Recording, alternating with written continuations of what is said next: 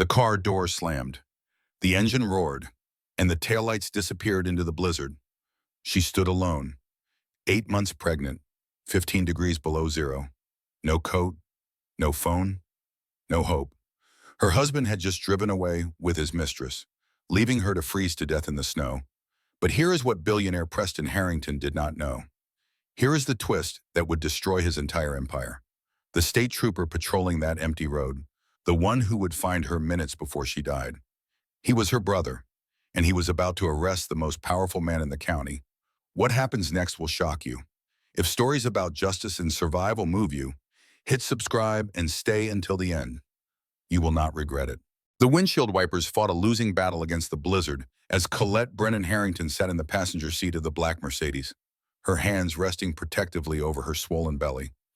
8 months pregnant and exhausted, she watched the endless white consume everything beyond the glass.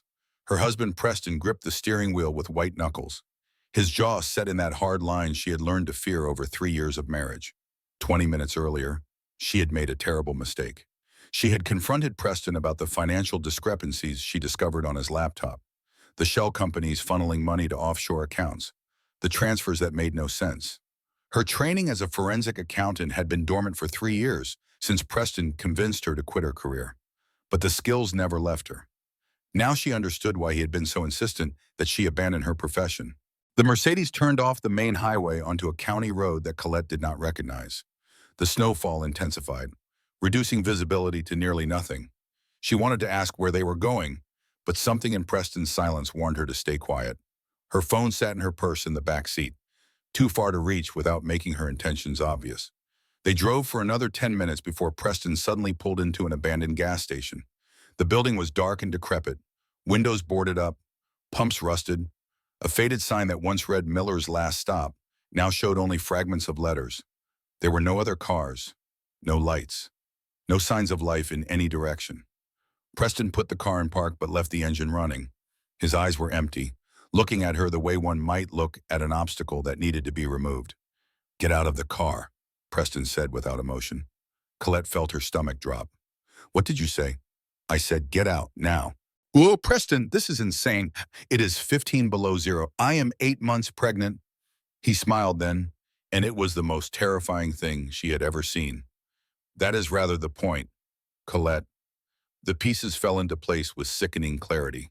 The isolation over 3 years, the insistence that she stop working, the prenuptial agreement that gave her nothing. And now this desolate road, this storm that would erase all evidence. "The trust requires a legitimate heir," Preston said calmly. "It does not require you. Your usefulness ended the moment conception was confirmed." Colette's hand moved to her belly. "You cannot do this. My family has been getting away with things for 4 generations. A tragic accident, a grieving widower, a premature birth. The baby survives because I heroically rushed her to the hospital. I inherit the trust, raise my daughter with Adrienne, and everyone wins. Except you."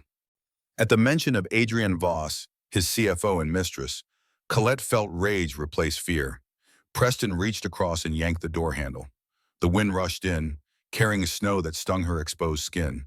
Before she could react, he shoved her hard, and she tumbled onto the frozen ground. She scrambled to her feet, reaching for the door, but Preston was faster. He pulled it shut, and she heard the locks engage. Through the window, she saw him smiling, and beside him was her coat, her warm winter jacket. He had locked it in the car deliberately. Colette pounded on the window. "Preston, the baby will die." He rolled down the window just an inch. "That would be unfortunate. But as I said, the trust only requires an heir. If this one does not survive, there will be others. Adrienne is young and healthy." The window rolled up. The Mercedes drove away. Within seconds, the taillights disappeared into white nothing. The wind cut through her thin sweater like 1,000 knives. She was already shivering violently. The baby kicked hard, as if demanding to know what was happening. The gas station was boarded up. No shelter anywhere. Colette picked a direction and started walking, counting her steps to stay conscious. 100 steps. 200. Her fingers had stopped hurting, which she knew was a bad sign. Hypothermia was setting in. She thought about her mother, Joanne, who would be devastated. She thought about her brother Garrett, the state trooper who had warned her about Preston from the beginning. He had begged her not to marry him. 500 steps. The snow was up to her calves now. She stumbled and fell, catching herself before her belly struck the ice. Getting up took longer this time.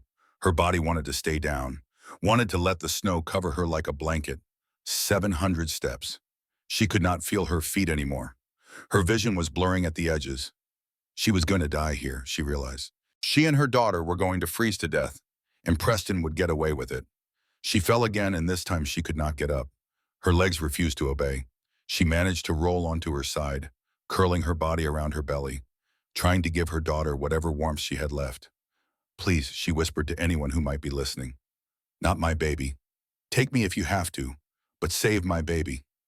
In the distance, so faint she thought she might be imagining it, Colette saw lights, red and blue, cutting through the white. She tried to raise her arm, tried to wave, but her body would not cooperate. The lights grew closer.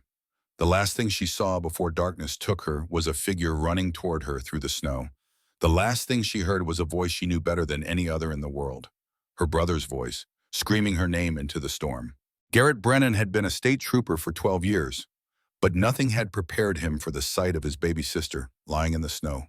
Her lips blue, her body curled protectively around her pregnant belly. For one horrifying moment, he thought he was too late. He dropped to his knees beside her, pressing his fingers to her neck. The pulse was there, weak but present. She was alive. He scooped her into his arms and carried her to his patrol car, cranking the heat to maximum, wrapping her in his jacket in emergency blankets. Her eyes fluttered open. Garrett, you are safe now. Can you tell me what happened? Her lips moved slowly. Preston, he left me to die. Something dark and dangerous rose in Garrett's scrutin. He had never liked Preston Harrington, had told Colette 100 times that something was wrong with the man, but she had been in love, blinded by the fairy tale of marrying into wealth. Where is he now? Garrett asked. Drove away. Black Mercedes. He planned this. The whole marriage was a lie. Garrett reached for his radio. Dispatch, this is Unit 7, female victim of abandonment on Route 47, near Miller's gas station, 8 months pregnant, severe hypothermia. Suspect is Preston Harrington driving a black Mercedes S-Class. Consider armed and dangerous. The radio crackled. Copy that. We have a bolo out. Back up en route. Colette grabbed his arm. Do not let him get away. If he gets to his lawyers first, he will spin this. Garrett hesitated. His sister needed medical care. But she was right. Preston Harrington had resources and connections. If he controlled the narrative, no one would believe the pregnant wife over the billionaire CEO. The radio crackled again. Unit 7, visual on suspect vehicle. Black Mercedes stuck in snowdrift, 3 miles north of your location. Colette sat up straighter. Take me there. I want him to see that I survived. Against every instinct, Garrett drove north. The Mercedes appeared through the snow minutes later, angled sideways in a drift, back tires spinning uselessly. Preston stood outside, digging with his bare hands. In the passenger seat sat Adrian Voss, his CFO and mistress. Garrett pulled up behind them, lights flashing. He stepped out, hand resting on his service weapon. Preston straightened and forced a smile. Officer, thank God, my wife wandered off in the storm. I have been trying to get free so I could search for her. Garrett said nothing. He opened the passenger door of his patrol car. Colette emerged, wrapped in blankets, her face pale but her eyes burning with fury. Preston's mask crumbled. Shock, then calculation, then barely contained rage. Sir, I need you to submit to a breathalyzer test. Garrett said, A breathalyzer? I have not been drinking. My wife is clearly confused. Your wife has informed me that you deliberately abandoned her with intent to cause her death. That is attempted murder. The test came back at 0.08, right at the legal limit. Preston changed tactics, his voice dropping. Listen, we are family. There has been a misunderstanding. How about $50,000? Cash tonight. Just drive away. Garrett stared at the man who had tried to murder his sister. $50,000 to look the other way.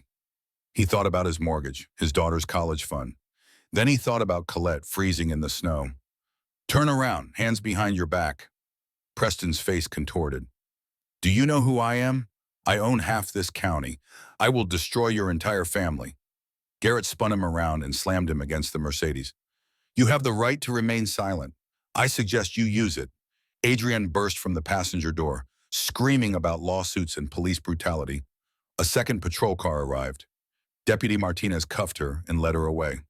Garrett guided Preston into the back of his patrol car. Hospital first, he told Colette. Then the station. In the rearview mirror, Preston stared at them with pure hatred. This is not over. Colette looked at him through the cage. You are right. It is not. They drove into the storm. Preston Harrington had resources, connections, and the desperate determination of a man with everything to lose. But for tonight, justice had won. That would have to be enough. The fluorescent lights of County General Hospital buzzed overhead as Colette lay in the examination room, monitors tracking her vital signs and her daughter's heartbeat. The warmth had finally returned to her extremities, bringing with it pins and needles of pain that made her wince with every movement. Dr. Catherine Pierce, the on-call obstetrician, studied the fetal monitor with the focused attention of someone who had seen everything but still took nothing for granted. The baby looks good, Dr. Pierce said, turning to face Colette with a reassuring smile. Strong heartbeat, good movement. You are incredibly lucky. Mrs. Harrington, another 15 minutes in that cold, and we would be having a very different conversation. Colette placed her hand on her belly, feeling the familiar kick against her palm. It is Brennan now. Colette Brennan. And thank you, Doctor. Pierce nodded, understanding in her eyes. She had probably seen enough domestic violence cases to recognize the signs. To know that the story behind a pregnant woman abandoned in a blizzard was never simple. I want to keep you overnight for observation. The hypothermia was severe, and with the pregnancy, we need to monitor for any delayed complications. Garrett stood by the door, still in uniform, refusing to leave despite the hospital staff's suggestions that visiting hours had ended. He had called their mother, Joanne, who was on her way from her home 2 hours outside the city. He had called his captain to report on the arrest and the circumstances surrounding it. And he had called a lawyer, someone who could help Colette navigate what was coming next. The news crews had already gathered outside the hospital. Someone had leaked the story, probably one of the dispatchers who heard the call, and the media had descended like vultures.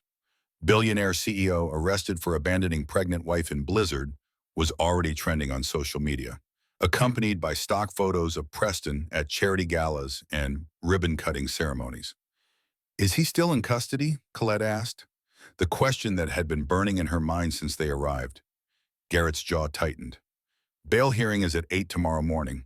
His lawyers are already at the station, making noise about false arrest and police overreach. Will they let him out? Probably. The attempted murder charge is complicated. He did not physically harm you. He just left you somewhere dangerous. Some judges might see that as reckless endangerment rather than attempted murder. But the bribery charge is solid, and I have the body camera footage. Colette thought about Preston walking free, about him returning to their house, to their things, to all the evidence of her life that she had been forced to leave behind. She thought about him spinning the narrative, playing the concerned husband confused by his wife's mental breakdown, and she felt sick. Then she remembered something, her laptop, her backup drive, the evidence she had gathered before confronting Preston, saved to a flash drive she kept in a safety deposit box at a bank across town. Preston did not know about it because she had opened the account before their marriage, under her maiden name. It was separate from their joint accounts, invisible to him. I need my laptop, Colette said, and I need to get to First National Bank as soon as they open tomorrow. Garrett raised an eyebrow. What is at the bank? Insurance? Colette looked at her brother with the first real hope she had felt since that car door opened. I was a forensic accountant before I married Preston. When I found those discrepancies on his computer, I did not just confront him. I documented everything first. Shell companies, offshore accounts, suspicious transfers. I made copies. Colette, that is incredible. Why did you not tell me earlier? Because I was in shock. Because I almost died. Because until right now, I was not sure I was going to fight back. She sat up straighter, wincing at the lingering cold in her muscles. But I am done being afraid of him. He tried to kill me and my daughter. Now I am going to destroy him. The next morning brought a flurry of activity. Joanne arrived at dawn, her face a mixture of terror and fury that only a mother could manage. She held Colette for a long time, saying nothing, just holding her daughter and her grandchild and refusing to let go. Then she rolled up her sleeves and started making calls, organizing, preparing for battle the way she had done when her husband died and left her alone with two young children. The bail hearing was a disaster, just as Garrett had predicted. Preston's legal team, led by a senior partner from one of the most expensive firms in the state, argued that their client posed no flight risk and had deep ties to the community. The judge set bail at $500,000, which Preston posted within an hour. He walked out of the courthouse with a wave to the reporters, already playing the victim. But Colette had her own moves to make.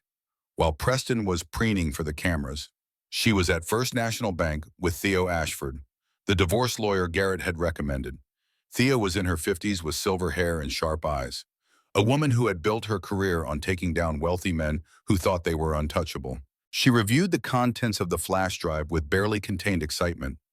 "This is extraordinary," Theo said, scrolling through files on her laptop in a private conference room at the bank. Shell companies in the Caymans, wire transfers to numbered accounts in Switzerland, fake real estate transactions to launder the proceeds. Your husband has not just been cheating on you, Colette. He has been running a criminal enterprise. Can we use it in the divorce? We can do more than that. This is fraud on a massive scale.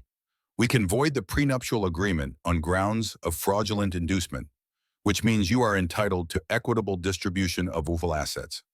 We can file civil suits for damages, and we can refer the whole package to the FBI for federal investigation. Colette felt something loosen in her chest, a knot of fear that had been there so long she had forgotten what it felt like to breathe without it. "So I can win." Theo smiled grimly. "You can do more than win. You can annihilate him." The news coverage shifted in Colette's favor over the next few days. The story of the abandoned pregnant wife had captured national attention, and public sympathy was overwhelmingly on her side. Social media was flooded with support, with calls for Preston to face justice, with donations to domestic violence charities made in Colette's name. She gave one carefully controlled interview, coached by Theo, in which she spoke softly about her husband's betrayal and her determination to protect her daughter. By the end of the week, Colette was starting to believe she might actually survive this. The evidence was strong, the public was on her side, and Preston's empire was showing cracks as investors grew nervous about the CEO facing criminal charges. She started sleeping through the night again, started eating regular meals, started planning for a future that did not include being afraid. She should have known it was too easy. The first sign of trouble came on a Tuesday afternoon, exactly 8 days after the blizzard. Colette was at her mother's house, reviewing documents with Theo, when her phone buzzed with a news alert. She looked at the screen and felt her blood turn to ice. "Forensic accountant's corporate espionage scheme exposed." The headline read, "Evidence suggests Harrington wife stole trade secrets before marriage." Theo grabbed the phone from Colette's shaking hands and read the article aloud. Someone had leaked the contents of her backup drive, but not to law enforcement, to the press, and the story had been spun completely around, presenting the financial documents not as evidence of Preston's crimes, but as proprietary company information that Colette had stolen as part of an elaborate blackmail scheme. "This is insane," Colette said, her voice barely above a whisper. "He is the one who committed fraud. I just documented it. And now his lawyers are going to argue that you obtained the information illegally, that it is inadmissible as evidence, and that you should face charges for corporate espionage." Theo's face was grim. "This is a classic Darvo move. Deny, attack, reverse victim and offender." Preston could not dispute the facts, so he is attacking how you got them. The next 24 hours were a nightmare. News anchors who had praised Colette's bravery now questioned her motives. Legal experts debated whether her evidence was obtained legally. Social media, so supportive just days ago, turned vicious and divided. People who had never met her were suddenly experts on her character, calling her a gold digger, a corporate spy, a woman scorned making up accusations to steal her husband's money. Colette watched herself being destroyed in real time, and there was nothing she could do to stop it. That night, sitting in her childhood bedroom with the lights off, she allowed herself to cry for the first time since the blizzard. She cried for the naive woman who had married Preston believing in fairy tales. She cried for the daughter growing inside her who deserved a better world than this. She cried for herself, for the years wasted, for the life she would never get back. But underneath the tears, something else was building, something harder and colder than the blizzard that had nearly killed her. Preston thought he had won. He thought that by controlling the narrative, by weaponizing her own evidence against her, he had beaten her into submission. He did not know that she had spent 3 years being underestimated, 3 years being dismissed, 3 years being told she was not smart enough or strong enough to fight back. He was about to find out how wrong he was. The message arrived at 3 in the morning from an unknown number. We need to talk. There are things you need to know. Come to Harrington Manor at noon. Alone. The signature read simply M.H. And Colette knew exactly who that was. Margot Harrington, Preston's mother. The woman who had smiled at their wedding while knowing what her son was capable of. Garrett did not trust it. Margot could be setting a trap, gathering intelligence for the upcoming legal battles. But something in the message nagged at Colette. The timing, coming just hours after the media attack on her credibility, suggested desperation rather than calculation. Theo advised against going. Joanne begged her to stay home. The compromise was that Garrett would wait in his car at the end of the driveway, close enough to intervene if things went wrong. Harrington Manor loomed against the winter sky like something out of a Gothic novel, all dark stone and pointed turrets. Colette had never felt comfortable in these halls, surrounded by portraits of Harrington ancestors who seemed to disapprove of her existence. A servant led her to the study. Margot sat by the fireplace, her silver hair pulled back severely, looking every one of her 68 years. There was none of the imperious confidence Colette remembered. Instead, Margot looked tired, diminished, like a woman carrying a weight she could no longer bear. "Sit down, please," Margot said. "Would you like tea? I would like to know why I am here." Colette remained standing. "Your son tried to kill me. Your family's lawyers are destroying my reputation. Forgive me if I am not in the mood for social niceties." Margot nodded slowly. "I know what my son is. I have known for a very long time." "Then why did you let me marry him?" "Because I am a coward. Because I told myself maybe you could change him. Because it was easier to hope than to act." Margot walked to her desk and picked up a thick manila envelope. "This is everything I have gathered over the past 6 months." Inside, Colette found emails between Preston and Adrian discussing how to eliminate her after the baby was born, bank records showing the full scope of the fraud, and references to another woman, another obstacle Preston had removed years ago. "Who is Daphne Mercer?" Colette asked. Margot's face contorted with grief. "Daphne was Preston's fiancée before you. She discovered things she should not have. 5 years ago, her car went off a cliff. The official cause was brake failure. You are saying Preston killed her? I have spent 5 years trying to prove it. This evidence alone is not enough for a conviction. But combined with what you have, it might put my son away forever." Colette stared at her. "Why are you doing this? He is your son." "Because my granddaughter deserves a life free from this poisonous legacy. Because I watched my husband Charles destroy Preston, and I refuse to watch the cycle continue. Because I am old and tired and want to die knowing I did one decent thing. How do I know this is not a trap?" Margot smiled sadly. "You do not. You can only decide if the risk is worth the reward." Colette took the envelope. "Thank you. One more thing. Preston has people inside the police department, inside the courthouse. Trust no one completely, and do not come here again." Back at her mother's house, Colette spread the documents across the kitchen table. Theo arrived within an hour, her excitement barely contained as she reviewed page after page. "This is extraordinary," Theo said. "Combined with your files, we can void the prenup and refer everything to the FBI." For the first time in days, Colette felt hope returning. The media attack had damaged her credibility, but this new evidence could repair it. They had documented proof of fraud, conspiracy, possibly murder. That night, she slept peacefully. She dreamed of her daughter, of a future where they were safe and free. She woke to the sound of her mother screaming. The court order arrived at 6 in the morning, hand-delivered by a deputy who looked apologetic but determined. Dr. Bernard Whitmore, A psychiatrist Colette had never met had filed an emergency evaluation claiming that she showed signs of severe paranoid delusion and posed a danger to herself and her unborn child. Based on this evaluation, the court ordered a 72-hour psychiatric hold, effective immediately. "This is insane," Garrett was shouting into his phone. "She has never seen this doctor. This is a fabricated report." But the deputy had orders. Colette was loaded into an ambulance and transported to the psychiatric wing of County General, the same hospital where she had been treated for hypothermia just 9 days earlier. As they strapped her to the gurney, Colette saw Preston's car parked across the street. He was sitting in the driver's seat, watching. Even from this distance, she could see the smile on his face. Every time she got close, every time she thought she had an advantage, he found a way to tear it away. The evidence Margot had given her was still at her mother's house. But what good was the evidence if she was locked in a psychiatric ward? Who would believe a woman deemed mentally unstable by the courts? The ambulance doors closed, blocking out the light. Colette placed her hands on her belly, where her daughter kicked frantically, as if sensing her mother's distress. "I am sorry," she whispered. "I thought I was winning. I thought we were safe." But safety was an illusion when fighting someone like Preston Harrington. He had money, connections, an army of people paid to make problems disappear. And now she was trapped, isolated, exactly where he wanted her. The ambulance pulled away.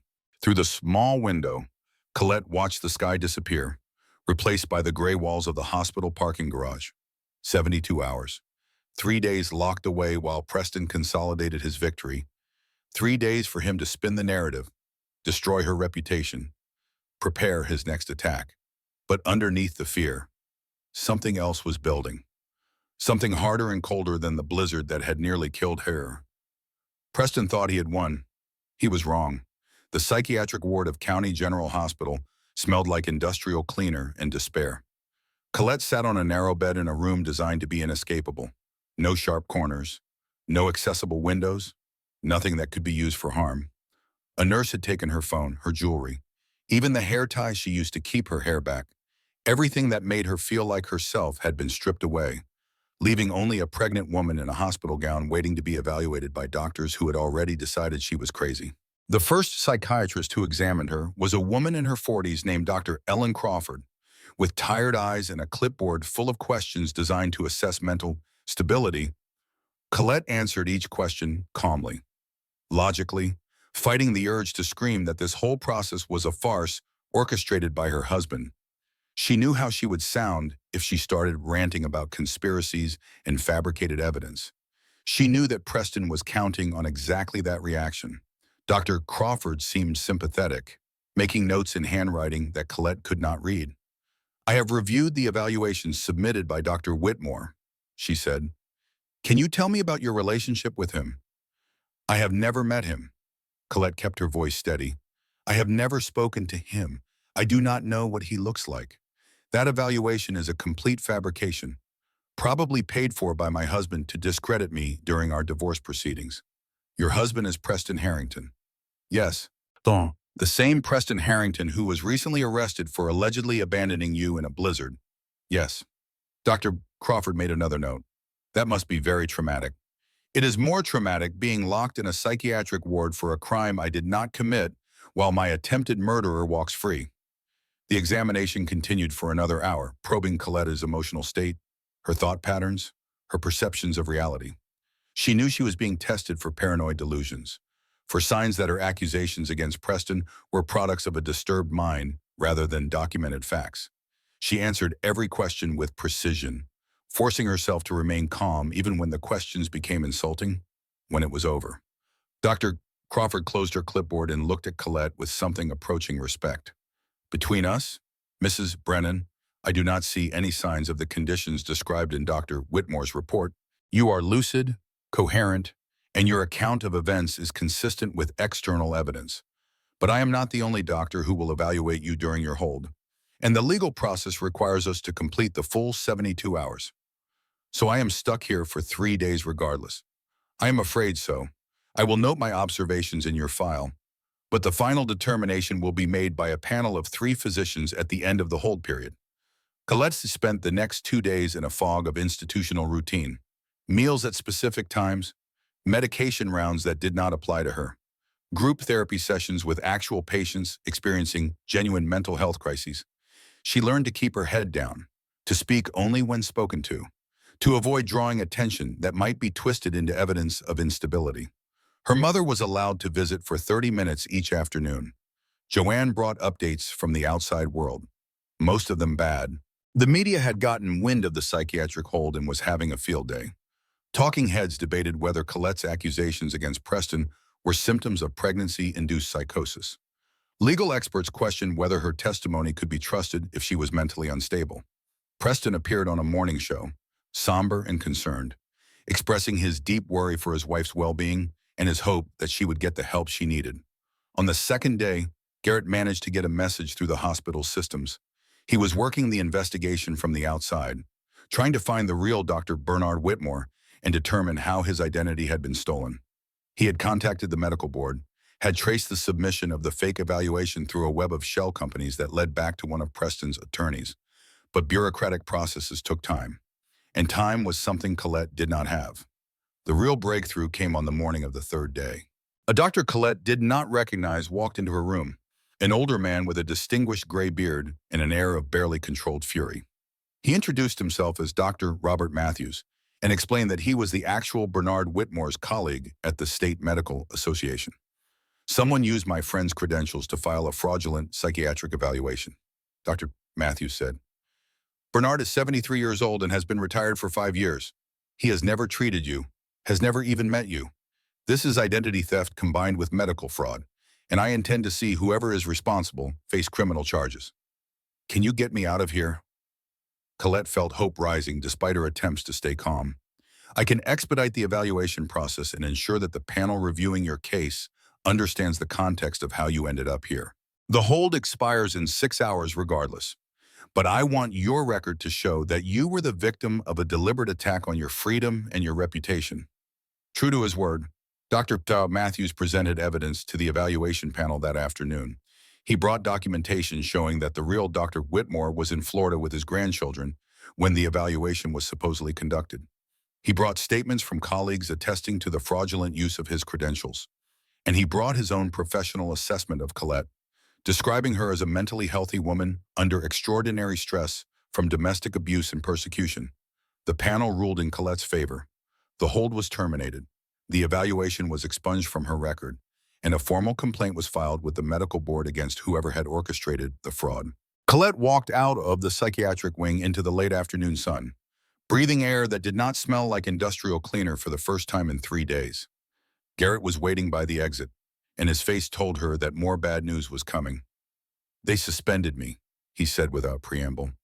Conflict of interest. My captain says I am too close to the case, that my involvement is compromising the investigation.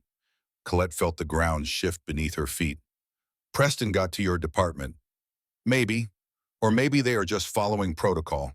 Either way, I am off the case. I cannot investigate. I cannot access files. I cannot do anything official to help you. So we are on our own. Garrett shook his head. Not entirely, Tim. I made copies of everything before they shut me out. And there are still people inside who believe in what we are doing.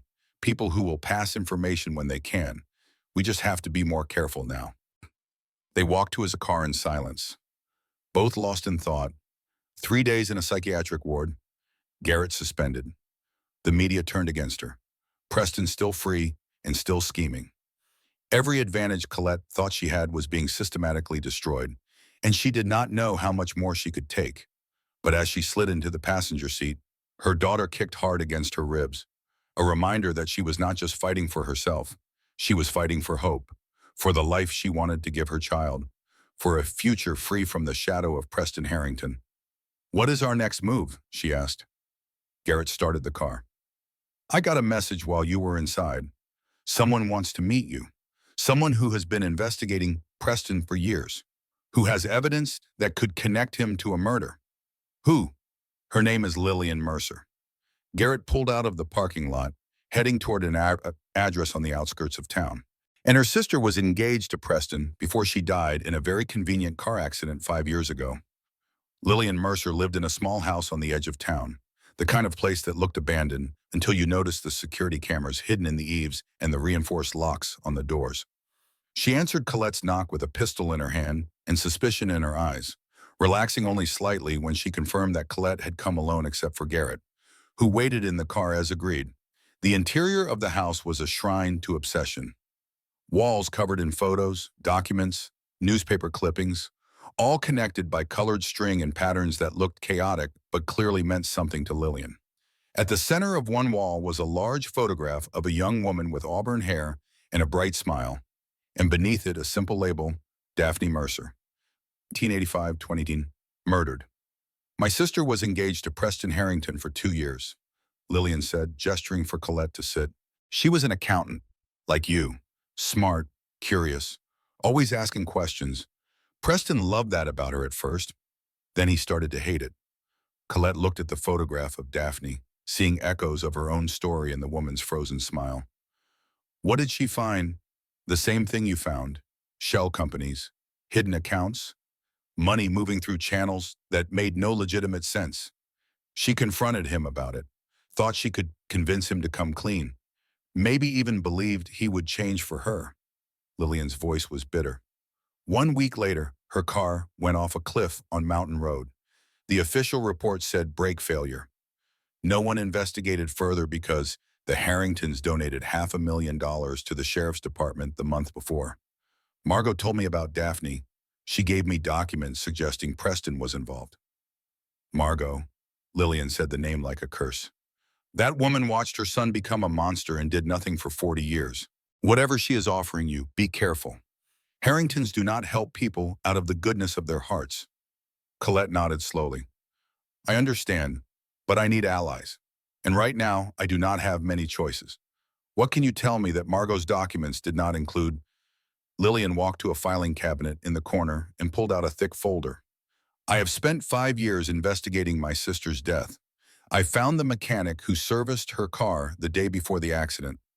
His name was Gerald Tucker, and he died last year, but not before making a deathbed confession that I recorded. She handed the folder to Colette. Tucker said a man came to his shop with a lot of guamartin and very specific instructions about what to do to Daphne's brakes. He never saw the man's face, but the car that dropped him off was registered to Harrington Industries.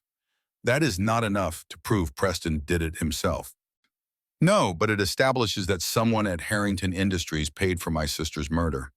Combined with the financial crimes, combined with what Preston did to you, combined with the pattern of behavior, it starts to paint a picture that even the most corrupt prosecutor would have trouble ignoring. Colette flipped through the folder, her forensic accountant's brain automatically cataloging and organizing the information. Phone records, bank transfers, witness statements, 5 years of meticulous documentation by a woman driven by grief and the need for justice. It was impressive and heartbreaking all at once. Why have you not taken this to the police? Colette asked.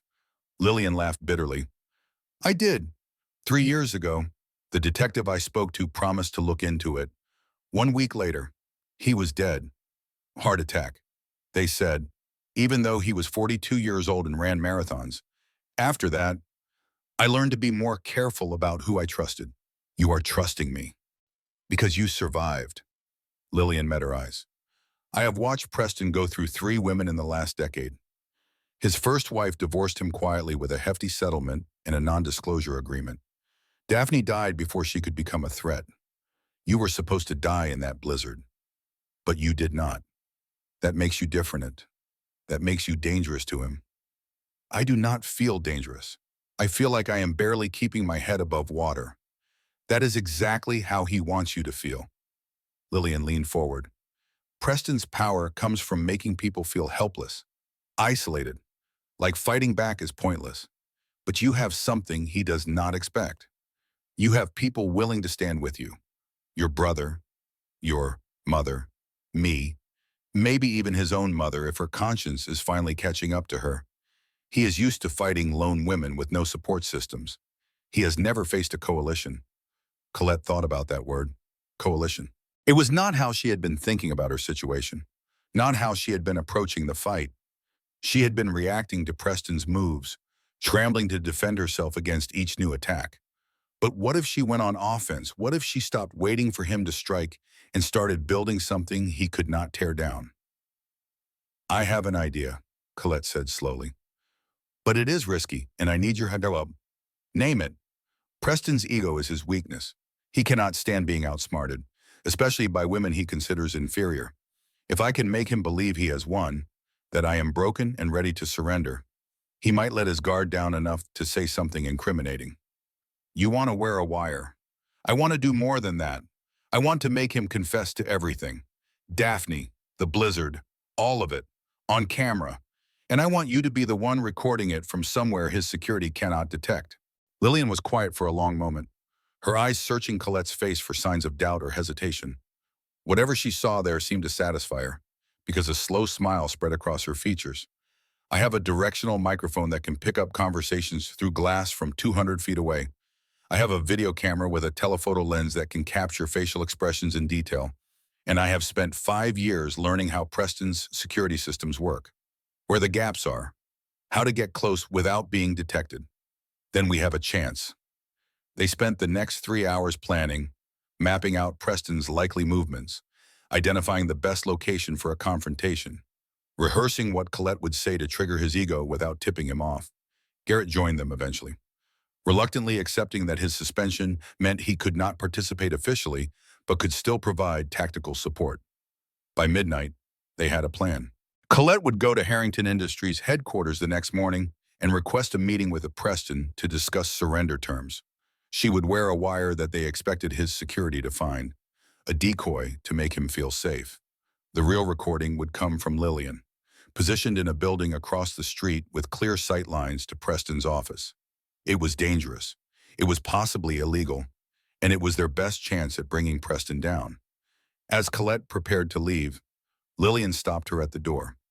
One more thing, if this goes wrong, if Preston realizes what we are doing, he will not hesitate to eliminate all of us. Are you prepared for that? Colette placed her hand on her belly, where her daughter was kicking up a storm as if she knew something important was happening. I have already died once in that blizzard. Everything since then has been borrowed time. I would rather spend it fighting than hiding. Lillian nodded. Then let us give that bastard exactly what he deserves. Harrington Industries headquarters occupied the top 15 floors of the tallest building in the city, a monument to wealth and power that cast a long shadow over the streets below. Colette stood on the sidewalk looking up at it, remembering the first time Preston had brought her here. How impressed she had been by the marble lobby and the private elevator and the view from his corner office. Now she saw it for what it was, a fortress built on fraud and murder, and she was about to walk into the heart of it alone. The security guard at the front desk recognized her and made a call before waving her through. Preston was expecting her, which meant her request for a meeting had been received exactly as she intended. The desperate wife, broken by the psychiatric hold and the media attacks, ready to negotiate terms of surrender. It was the story Preston wanted to believe, and she was going to give him every reason to believe it. The private elevator rose smoothly to the 40th floor, and Colette used the time to compose herself. The wire was taped to her chest beneath her maternity dress, positioned where security would find it quickly. She needed them to find it. She needed Preston to feel like he had outsmarted her, like he was in complete control of the situation. Ego was his weapon, but it was also his weakness. The doors opened directly into the executive suite, where a receptionist she did not recognize guided her toward Preston's office. The walk seemed endless, past glass-walled conference rooms and assistants who pretended not to stare at the pregnant woman whose face had been all over the news for 2 weeks. Colette kept her eyes forward, her expression neutral, giving them nothing to gossip about. Preston's office was exactly as she remembered it, all leather and dark wood and floor-to-ceiling windows overlooking the city. He sat behind his desk like a king on a throne, his suit immaculate, his smile radiating the kind of warmth that had once made her believe she was loved. Adrienne Voss stood beside him, her presence a deliberate insult, and 2 security guards flanked the door behind Colette. Colette, please sit down. Preston gestured to a chair across from his desk. I have to say, I was surprised to hear from you. After everything that has happened, I assumed we would only be communicating through lawyers. Colette lowered herself into the chair, her hands resting on her belly. I am tired, Preston. The psychiatric hold, the media circus, the legal battles. I cannot keep fighting anymore. Not in my condition. So I came here to ask what you want. Preston exchanged a glance with Adrian, a quick flash of triumph that he did not bother to hide. What I want is very simple. Full custody of our daughter when she is born. You sign away all parental rights and agree to a confidentiality clause that prevents you from ever discussing me or my family publicly again. In return, I will drop the countersuits and provide you with a modest settlement to start over somewhere far away. That is everything. Colette let her voice crack. You want me to give up my daughter and disappear. I want what is best for the child. A stable home, financial security, opportunities that you cannot provide. You must see that this is the logical outcome. And if I refuse, Preston leaned back in his chair, completely relaxed. Then I continue what I have been doing. More psychiatric evaluations, more legal challenges, more media pressure. I have resources you cannot imagine. Colette, I can keep this fight going for years, drain every penny you have, destroy whatever reputation you have left, or you can accept the inevitable and salvage what little you can from this wreck of a marriage. Colette let the tears come, real tears born from real pain, but also strategic. I just want to understand why. Why did you marry me if you never intended to stay? Why put both of us through this? Because I needed an heir. Preston's tone was matter of fact, almost bored. Grandfather's trust has very specific requirements. I needed a legitimate child born within marriage, and I needed a wife who would not ask too many questions. You fit the profile perfectly. Small-town girl dazzled by wealth, willing to give up her career, trusting to a fault. So the whole marriage was a lie from the beginning. The marriage was a business arrangement. You just did not know it. Preston smiled. But you started asking questions, started using that forensic accounting brain you were supposed to have left behind. You became a liability instead of an asset. Liabilities get eliminated. Behind her, one of the security guards stepped forward and whispered something in Preston's ear. His smile widened. It seems you came prepared. Colette, Marcus here tells me you are wearing a wire. Very clever, very predictable. The guard reached for her, and Colette did not resist as he found the wire and removed it. Preston took the device and crushed it beneath his heel with obvious satisfaction. Did you really think I would fall for something so obvious? I have been playing this game for 20 years. You are an amateur. Colette looked at the crushed wire on the floor, then back at Preston. I had to try. Of course you did. It is almost admirable, in a pathetic sort of way. Preston stood and walked around his desk, stopping directly in front of her chair. But now we can speak freely, without any recordings, without any witnesses who matter. Just you and me and the truth. What truth? Preston leaned close, his face inches from hers. The truth is that you were supposed to die in that blizzard. The truth is that I have done this before, removed obstacles that got in my way, and I have never faced any consequences. The truth is that you have no leverage, no allies, no chance of winning this fight. The truth is that you are going to give me what I want, or you are going to wish you had frozen to death on that road. What about Daphne Mercer? Colette kept her voice steady despite the pounding of her heart. Was she an obstacle too? Preston's expression flickered, surprise and something darker passing across his features. Who told you about Daphne? Does it matter? I know she was your fiancée. I know she found evidence of your crimes. I know her car went off a cliff exactly 1 week later. Daphne was careless. Preston's voice had gone cold. She should have minded her own business, just like you should have minded yours. Are you saying you killed her? Preston laughed. I am saying that people who threaten what I have built tend to meet unfortunate ends. Whether I pull the trigger myself or simply create the conditions for tragedy is irrelevant. The outcome is the same.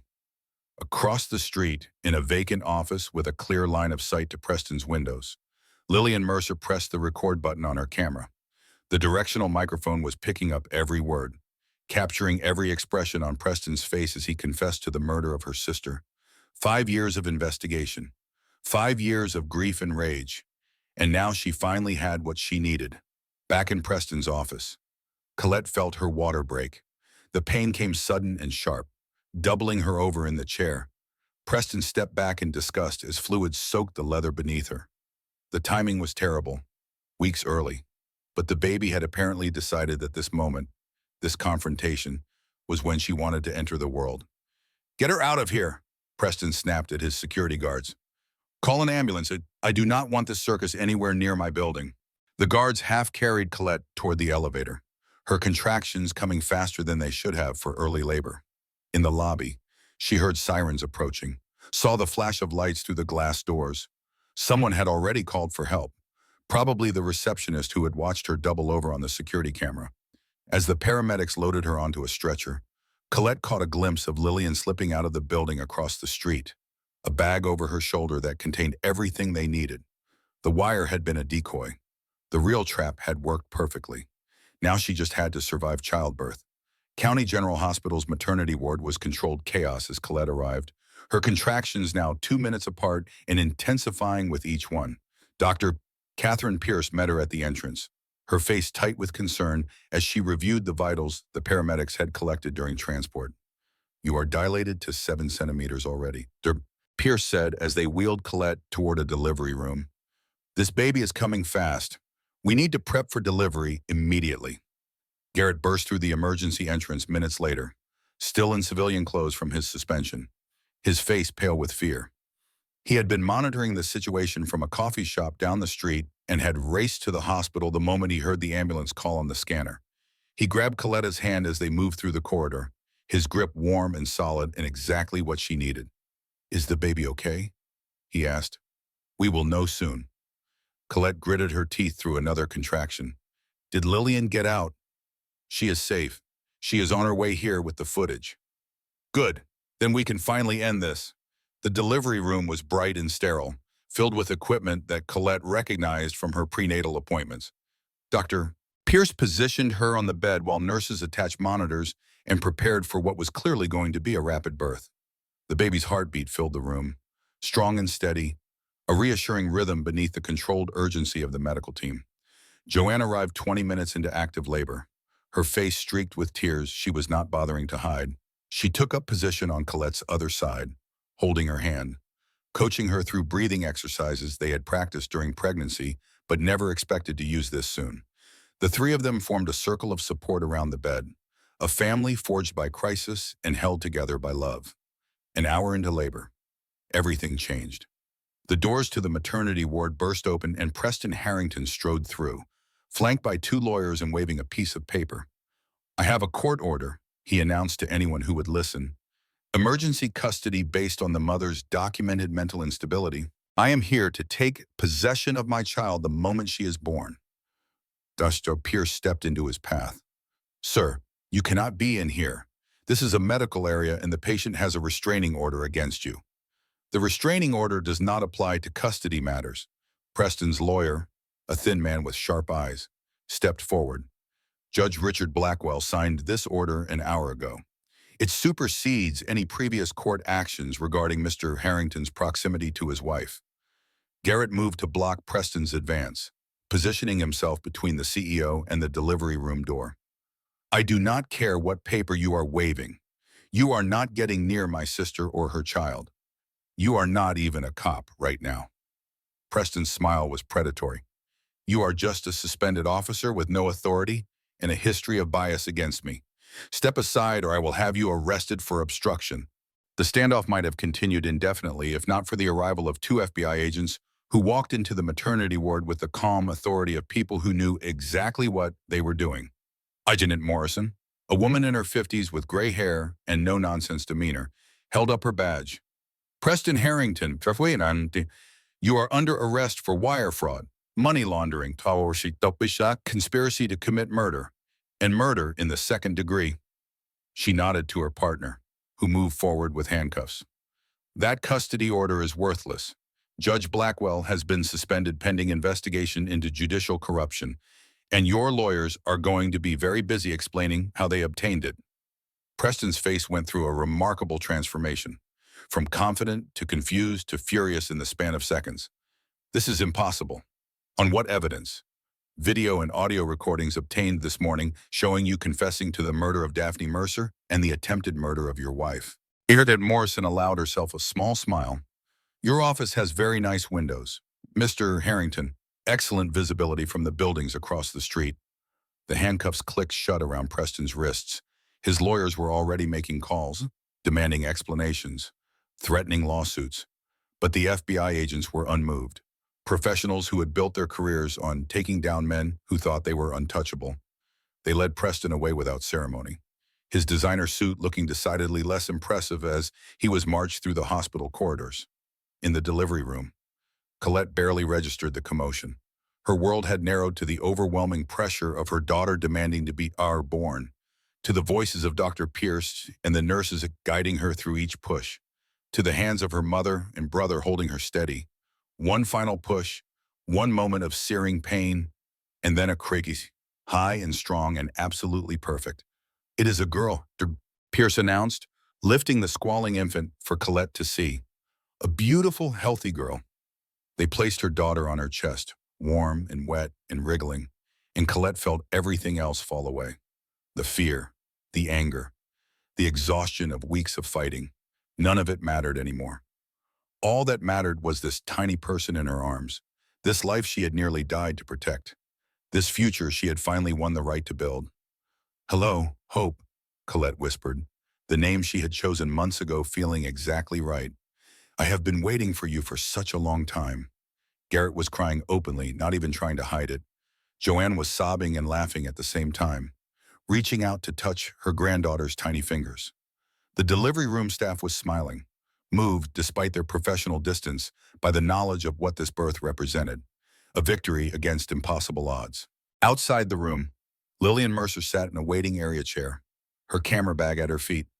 5 years of grief and rage finally transformed into justice. She did not try to enter, did not want to intrude on a private moment. But when Garrett came out to update her, she allowed herself one brief hug. We got him, she said, her voice rough with emotion. We got him, Garrett confirmed. Daphne can rest now. Lillian nodded, unable to speak. She had spent so long fighting alone, convincing herself that justice would never come, that the Harringtons were too powerful to touch. But she had been wrong. The coalition that Colette had built, the evidence they had gathered together, had done what no individual could accomplish alone. Preston Harrington was going to prison, and her sister's death would finally be recognized for what it was. Back in the delivery room, Hope had stopped crying and was nursing quietly, her tiny mouth working instinctively. Colette watched her daughter with wonder. This small, perfect being who had survived a blizzard and a psychiatric ward in a premature birth, who had fought to exist against every obstacle her father had thrown in their path. You are going to be something special, Colette murmured. You are going to grow up in a world where your father cannot hurt you, where you are free to be whoever you want to be. I promise you that. Hope's eyes, still the unfocused blue of all newborns, seemed to find her mother's face. And in that moment, everything Colette had suffered felt worth it. The federal courthouse was packed on the day of Preston Harrington's sentencing hearing. Reporters filled every available seat in the gallery.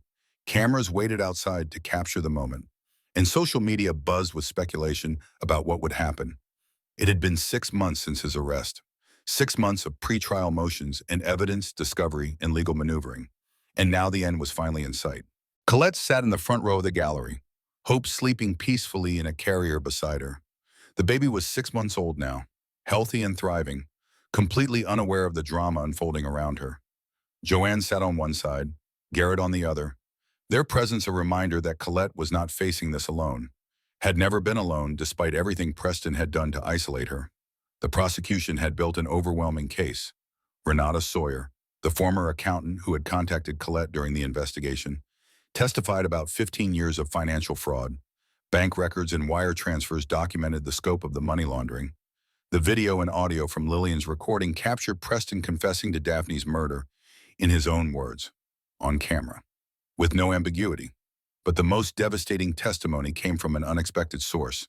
Margot Harrington took the stand on the third day of the trial, a cooperating witness for the prosecution in exchange for reduced charges.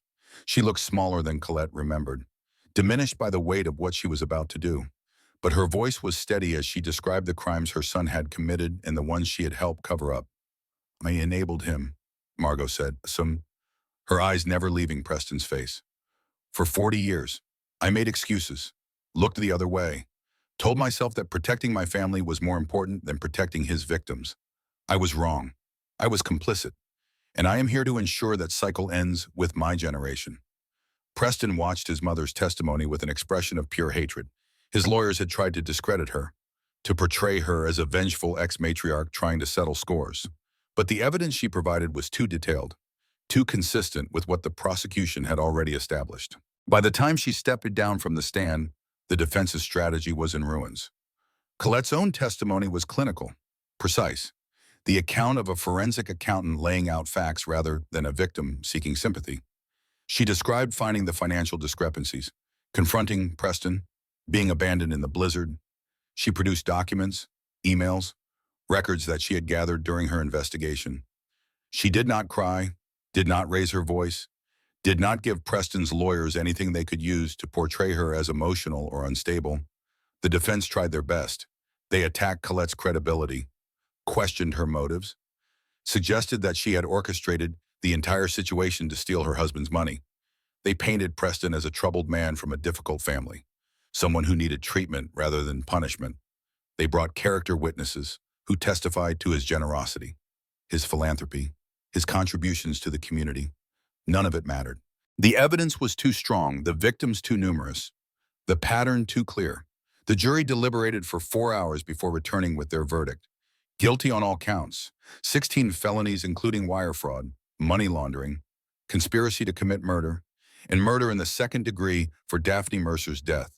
Preston showed no reaction as each charge was read, his face a mask of stone that cracked only once. When his eyes met Colette's across the courtroom, in that moment, she saw something she had never seen in her husband before. Fear. Real, uncontrolled fear at the realization that his money and his connections and his family name could not save him. He was going to prison, and nothing he could do would change that. The sentencing hearing came 3 weeks later. The prosecution argued for maximum consecutive sentences, citing the premeditated nature of Preston's crimes and the lack of any genuine remorse. The defense asked for concurrent sentence and eventual parole eligibility, arguing that Preston's troubled childhood and his willingness to seek treatment mitigated his culpability. Judge Patricia Winters had heard enough excuses from wealthy defendants to last a lifetime. Her ruling was swift and decisive. Mr. Harrington, in my 30 years on the bench, I have seen many cases of corporate fraud and domestic abuse, but I have rarely encountered a defendant as thoroughly unrepentant as yourself. She looked at Preston with undisguised contempt. You married a woman specifically to satisfy the terms of a trust. You planned her death from the beginning. When she became inconvenient, you left her to freeze in a blizzard, pregnant with your child, and you show no sign of understanding why any of this was wrong. She picked up her notes and began reading the sentences. On count 1, wire fraud, 15 years. On count 2, money laundering, 15 years consecutive. On count 3, conspiracy to commit murder, 10 years consecutive. On count 4, murder in the second degree in the death of Daphne Mercer, 25 years to life consecutive. The courtroom erupted in murmurs. 65 years to life. Preston would die in prison. Furthermore, Judge Winters continued, you are ordered to pay restitution to all identified victims in the amount of $47 million. All remaining assets will be seized and liquidated to satisfy this obligation. Preston's lawyers immediately began filing objections, demanding appeals, threatening legal action against everyone involved. But the judge was unmoved, and the bailiffs were already moving to escort their client away. As Preston was led past the gallery in handcuffs, he stopped in front of Colette. The guards tried to move him along, but he planted his feet and spoke directly to her. This is not over. Colette looked at the man she had once loved, the man who had tried to kill her, the man who would spend the rest of his life behind bars. She thought about all the responses she could give, all the anger and pain she could throw back at him. Instead, she said nothing. She simply turned away and picked up her daughter, holding Hope close as Preston was dragged from the courtroom. She did not need his words. She did not need closure from him. She had already taken back everything he had tried to steal. Outside the courthouse, reporters shouted questions and cameras flashed. Colette stood on the steps with her family around her. finally ready to say something to the world that had been watching her story unfold for the past year. "Today, justice was served," she said, her voice steady. "Not just for me, but for Daphne Mercer, for the investors who were defrauded, for everyone Preston Harrington hurt over his lifetime of crime. I want to thank the FBI, the prosecution team, and everyone who believed in me when the odds seemed impossible. Most of all, I want to thank my family, who never let me give up." She looked down at Hope, who was watching the crowd with the curious fascination of a baby discovering the world. "I am going to spend the rest of my life making sure my daughter grows up in a world where men like Preston Harrington cannot hurt people with impunity. That is my promise to her, and my promise to everyone who supported us through this nightmare." 1 year after the trial, Colette stood in front of a building that had once represented the worst moment of her life, Miller's Last Stop gas station, where Preston had abandoned her in the blizzard, where she had nearly frozen to death in the snow. The boarded windows were gone now, replaced by cheerful glass that let in the morning light. The rusted pumps had been removed, the lot repaved, the whole structure transformed into something new. A sign above the door read, "Last Stop Cafe and Community Center," in bright letters. Beneath it, smaller text announced, "A safe space for survivors of domestic abuse. All are welcome." Colette had bought the property 6 months ago with money from her settlement. The renovation had taken every spare moment she had, but the work had felt important, necessary. She wanted to transform this place of trauma into something healing, something that could help others who had experienced what she had experienced. If she could survive what happened here, others could too, and they deserved a place where their survival was celebrated. Hope toddled across the newly refinished floors, her 18-month-old legs still unsteady but determined. She was walking now, talking in two-word sentences, developing a personality that combined Colette's stubbornness with Joanne's warmth. Every time Colette looked at her daughter, she saw proof that fighting back had been worth it. Garrett arrived with coffee and pastries from the bakery down the street, his uniform crisp from his recent promotion to detective. The suspension had been lifted after the trial, his actions vindicated by the outcome, and he had returned to work with new purpose. He was leading a task force now, investigating other cases of wealthy defendants who had bought their way out of consequences. The Harrington case had opened doors and exposed rot, and Garrett was determined to clean house. Joanne was in the kitchen, directing a team of volunteers who were preparing for the cafe's official opening that afternoon. She had retired from her job to help run the center, channeling decades of working-class determination into something meaningful. The community had embraced the project, donating time and money and expertise, creating something that belonged to everyone. Lillian Mercer arrived shortly before noon, carrying a framed photograph that she hung on the wall of the community room. Daphne smiled from behind the glass. Forever young, forever remembered. Beneath her picture, a small plaque read, "In memory of Daphne Mercer, whose courage inspired us all." "I never thought I would see this day," Lillian said quietly. "For 5 years, I dreamed of justice, but I never really believed it would happen. Men like Preston, they always seemed to win." Colette stood beside her, looking at the photograph of the woman who might have been her if not for a few different choices, a few moments of luck. "Sometimes they do win, but not always. And every time we fight back, every time we refuse to stay silent, we make it harder for the next one." "That sounds like something you should put on a poster." "Maybe I will." The opening celebration brought people from all over the county, survivors of abuse, their families, advocates and supporters who had followed Colette's story and wanted to be part of something positive. Local politicians made speeches about community resilience. Reporters wrote feel-good pieces about transformation and hope. But the moment that mattered most to Colette happened in a quiet corner, away from the cameras. A young woman, maybe 25, approached her with tears in her eyes. "I wanted to thank you, Ta," she said. "I was in a relationship like yours. I thought I was trapped. Then I saw your story on the news, saw you fighting back, and I realized I could fight too. I left him 3 months ago. I am safe now, because of you." Colette hugged her, a stranger who felt like family. "You saved yourself. You did the hard work. All I did was refuse to give up." "That is not all you did." The young woman looked around at the cafe, at the community room, at the safe space that now existed where none had before. You turned your pain into something beautiful. You showed all of us that surviving is not enough. We can also thrive. After the opening, Colette drove to a place she had been avoiding for months. The state penitentiary was 2 hours from town, a gray complex surrounded by razor wire and guard towers. She had received word that Preston wanted to see her, had been requesting visits for weeks. She had refused every time, knowing that giving him attention was exactly what he wanted.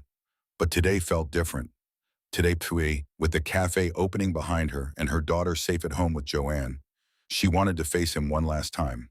Not for closure, not for answers, just to see for herself that this chapter of her life was truly over. The visitation room was stark and depressing. Plastic chairs bolted to the floor, thick glass separating inmates from visitors. Preston entered from the other side, wearing an orange jumpsuit that made his skin look sallow. He had lost weight, lost the confident posture that had once made him seem invincible. He looked old, diminished, utterly defeated. They stared at each other through the glass. Colette picked up the phone on her side, and after a moment, Preston picked up his. "You came," he said. "I came to see for myself." Colette studied his face, looking for some trace of the man she had loved, the man she had believed in. There was nothing there except emptiness and faded rage. "You look terrible. Prison is not kind to men like me, Toy." Preston tried to smile, but it came out wrong. More grimace than grin. "But I suppose that is what you wanted." "What I wanted was to be left alone. What I wanted was to raise my daughter in peace. What I wanted was for you to be a decent human being. I never wanted any of this. And yet here we are." "Here we are." Colette leaned forward slightly. "I am not here to gloat, Preston. I am not here to forgive you either. I am here because I needed to see that you cannot hurt me anymore. That when I close my eyes tonight, I will not be afraid of you. Are you satisfied?" Colette looked at the man behind the glass, the billionaire reduced to a number, the murderer finally facing consequences. She thought about everything he had taken from her, the years of her life, the trust she had given him, the death he had planned for her and their daughter. She thought about Daphne Mercer, who never got the chance to fight back, who never got to see justice done. "Satisfied is not the right word," she said finally. "But I am at peace, and that is enough." She hung up the phone and stood. Preston said something, his lips moving behind the glass, but she did not pick up the receiver to hear it. She simply walked away, leaving him behind forever. The drive home took 2 hours, but it felt shorter. The winter sun was setting by the time she reached her mother's house, painting the sky in shades of orange and pink. Hope was waiting at the window, pressing her tiny hands against the glass, her face lighting up when she saw her mother's car. Colette parked and sat for a moment, looking at the modest house that had become her sanctuary, at the family that had stood by her through everything. She thought about the journey from that frozen road to this moment, about all the pain and fear and desperate fighting that had brought her here. She would not wish that journey on anyone, but she could not regret it either. It had made her who she was. She walked inside to find Garrett teaching Hope to throw a tiny football, both of them laughing as the ball bounced off the walls. Joanne was in the kitchen, making soup that smelled like childhood and safety. The evening news was on in the background, a story about corporate fraud that had nothing to do with her for once. Hope ran to her on unsteady legs. "Mama, Mama home." Colette scooped her up, holding her close, breathing in the perfect smell of baby shampoo and something uniquely Hope. "Yes, sweetheart, Mama is home." Later, after dinner and bath time and the struggle of convincing an overtired toddler to sleep, Colette sat on the porch watching the stars appear one by one. The cold did not bother her anymore. She had survived worse cold than this and come out stronger. She thought about the young woman at the cafe opening, about the others who would find their way to that safe space in the months and years to come. She thought about Daphne Mercer, whose death had finally been acknowledged and avenged. She thought about Preston, rotting in his cell, stripped of everything that had made him feel powerful. And she thought about herself, the woman she had been before this started and the woman she had become, the forensic accountant who had given up her career for love, the victim who had been gaslit into doubting her own sanity, the survivor who had fought back against impossible odds, the mother who had built something beautiful from the ashes of her nightmare. The stars were bright tonight, clearer than she could remember seeing them in years. Hope stirred on the baby monitor, made a soft sound, and settled back to sleep. Inside the house, Garrett was helping Joanne with the dishes, their laughter floating through the open window. Colette smiled, pulled her sweater tighter against the cold, and let herself feel something she had almost forgotten was possible. Peace. Real, lasting peace.